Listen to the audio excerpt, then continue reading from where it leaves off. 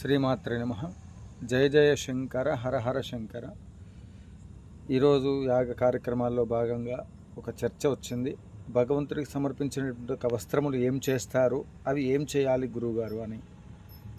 సహజంగా భక్తులు వారు ప్రేమతో స్వామివారికి, అయ్యవార్లకి సమర్పించేటువంటి ఒక వస్త్రములు ఏ దేవుడికి ఎక్కడైనప్పటికీ కూడా, ఏ దేవాలయంలో అయినప్పటికీ కూడా ఆ సమర్పించినటువంటి ఒక వస్త్రములు ఏవైతే ఉన్నాయో నిరుపేదలకి ఉచితంగా పంచిపెట్టవలేను తప్ప అది స్వామివారికి అలంకారం చేసిన బట్టలు అని చెప్పి వేలం పాటలు పెట్టడము, వాటిని అమ్మటం అనేటువంటిది చాలా తప్పు.